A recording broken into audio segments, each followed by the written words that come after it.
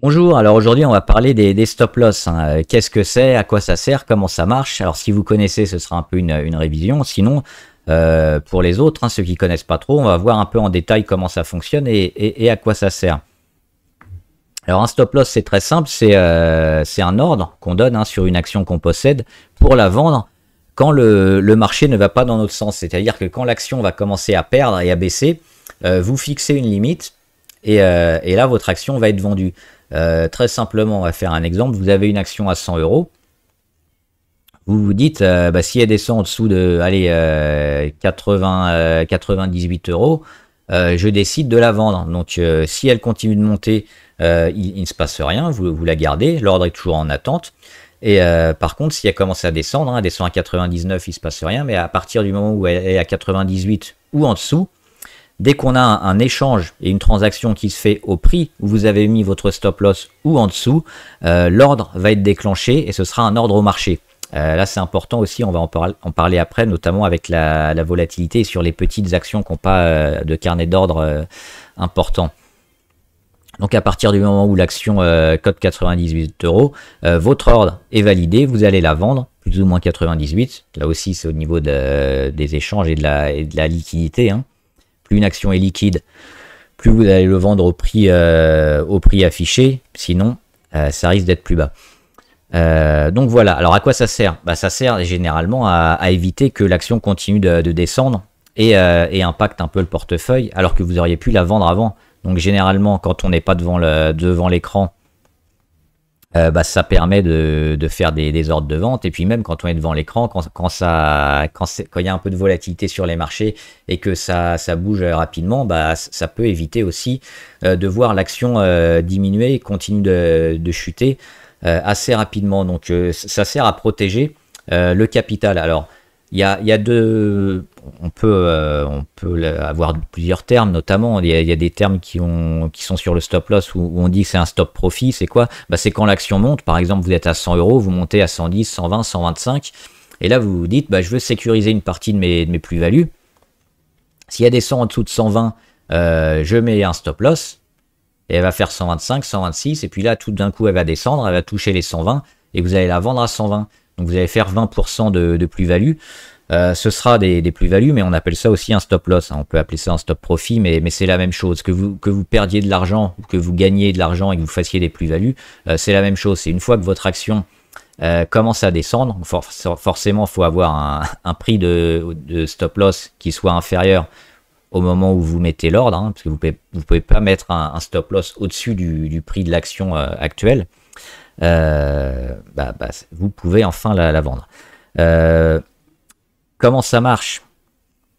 Il suffit juste de mettre le prix donc en dessous à la valeur. Et comment on le détermine, ce prix?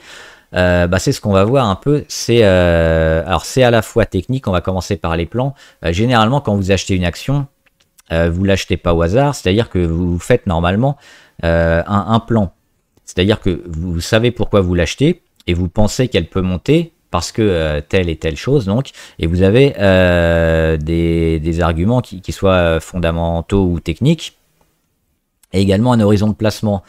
Donc évidemment, on ne va pas regarder les mêmes graphes si on est court terme, moyen terme ou long terme. Il faudra avoir des différentes visées. On ne va pas aussi accepter la même volatilité selon qu'on soit court terme ou long terme. Si on est long terme, forcément, on accepte généralement un peu plus de volatilité et plus de baisse dans un premier temps que si on est court terme. Donc, c'est ça, on suit un plan et on définit une porte de sortie, c'est-à-dire si le marché nous donne tort et que finalement on a acheté à un certain moment et que finalement notre plan se passe pas comme prévu et que l'action descend, on met une zone sur laquelle on se dit là le marché me dit clairement que j'ai tort et donc je prends mes pertes et je m'en vais. Ou alors l'action a énormément monté, vous avez pris 50%, vous dites je veux sécuriser, alors je sais pas, 40% ou plutôt ce niveau-là sur les 37 ou 42% parce que ça correspond à un support, vous placez ce niveau-là. Et on va regarder maintenant, donc ça c'est plutôt un aspect avec un plan. Et vous pouvez le coupler, évidemment, c'est bien de faire les deux, avec le côté technique. Et donc, généralement, on les place sous les supports. C'est-à-dire que les actions, généralement, ont tendance à revenir sur des mêmes niveaux, qu'on appelle support, c'est les lignes vertes. et elles rebondissent dessus. Et le jour où elles le cassent, c'est un peu la catastrophe. C'est pour ça qu'on met les stops généralement en dessous. Là, on a Unibail.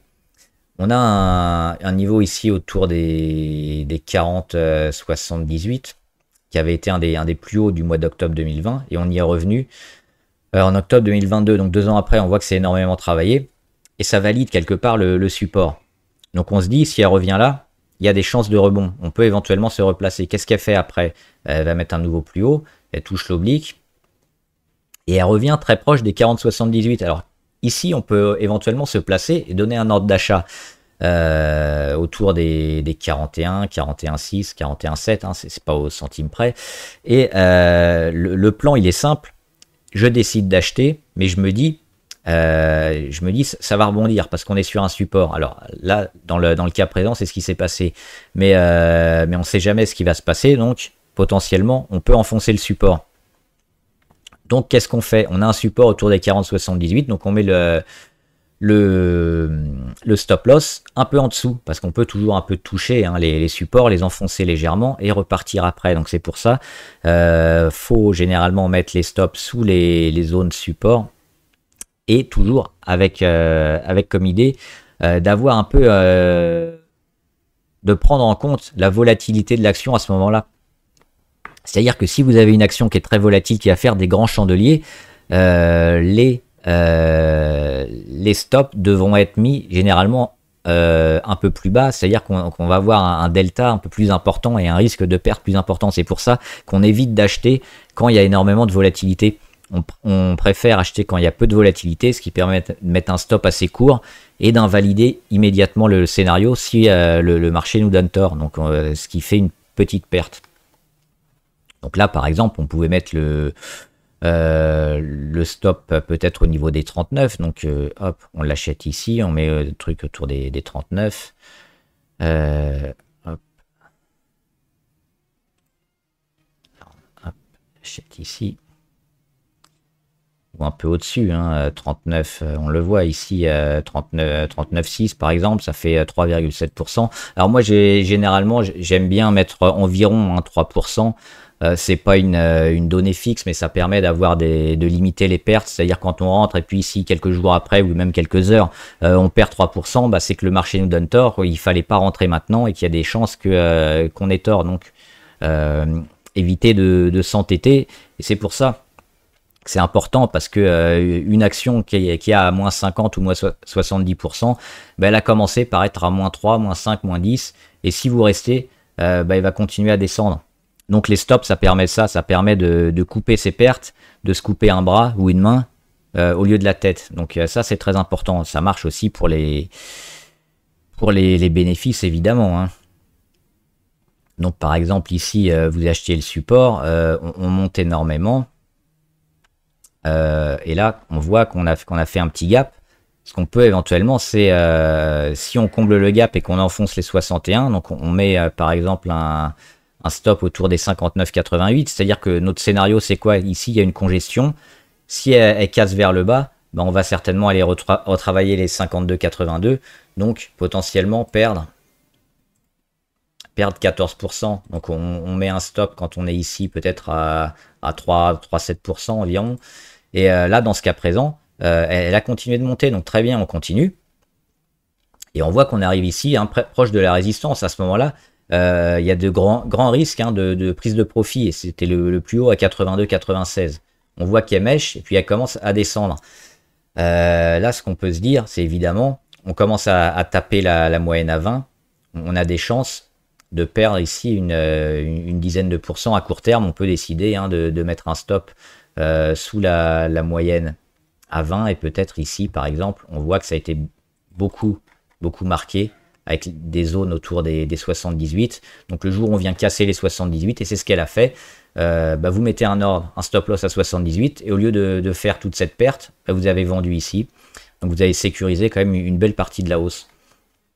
Donc c'est ça les stop loss, c'est à la fois avoir un plan, et ça permet d'invalider votre plan et de ne pas trop perdre. Ça permet aussi de sécuriser ses gains, et toujours sur des niveaux techniques à vérifier, en relation avec la volatilité, évidemment. On va voir maintenant les dividendes, parce que il y a une petite particularité. Vous le savez, quand il y a des dividendes, l'action baisse mécaniquement. C'est-à-dire qu'une action, on va regarder Air Liquide,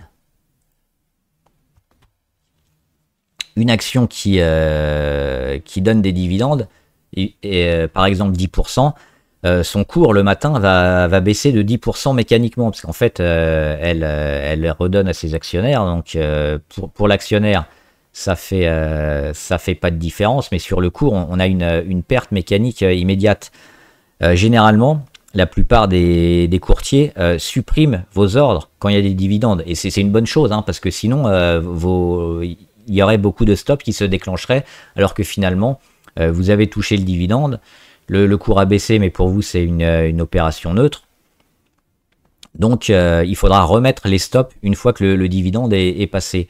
Alors moi, je fais généralement des graphes avec dividende ajusté. Donc, si on enlève, on voit ici le dividende qui fait un gros écart, qui fait un gap énorme. Et moi, ça m'embête de faire des analyses comme ça avec des graphes. Mais oui, par exemple, si vous étiez ici sur les 186, vous aviez un ordre de vente, on va dire, à 180. Là c'est les dividendes, hein, ou dans ce cas précis, c'est les actions gratuites, je sais pas, mais c'est l'équivalent, qui vont faire baisser le cours. Donc généralement, le courtier, hein, les annule, c'est une bonne chose, et on les reprend après, une fois que le dividende a été marqué. C'est à vous de refaire vos niveaux. Parce que là, c'est pas une mauvaise nouvelle, c'est pas une catastrophe qui est arrivée, oui, on le voit, hein, c'est ici, c'est le dividende qui a été marqué. Donc faire attention à ça, et puis et remettre après ses ordres, ses stop loss une fois que c'est passé. Imaginons maintenant que cette zone là ce soit pas un dividende, hein, c'est une action fictive. Le vendredi, on est là, et puis pendant le week-end, elle annonce une catastrophe, des pertes énormes sur le chiffre d'affaires, et puis elle baisse un peu tous ses objectifs. Le lendemain matin, qu'est-ce qui se passe? Beaucoup ont vendu en overnight, hein, durant la nuit, enfin durant le week-end, mais au lieu d'ouvrir là où elle a fermé à 187, on va ouvrir ici à 171, on va perdre 8% directement.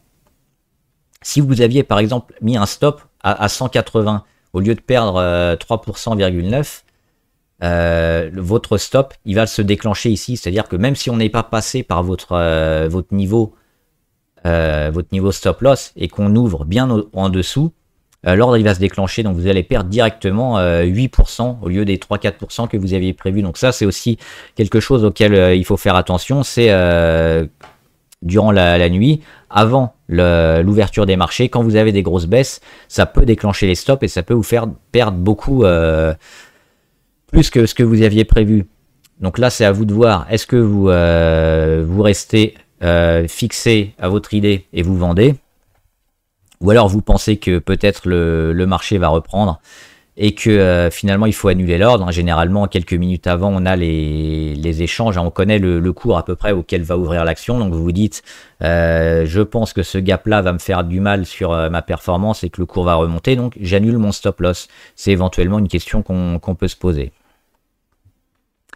Et enfin, la volatilité, ou plutôt la liquidité, ça c'est important.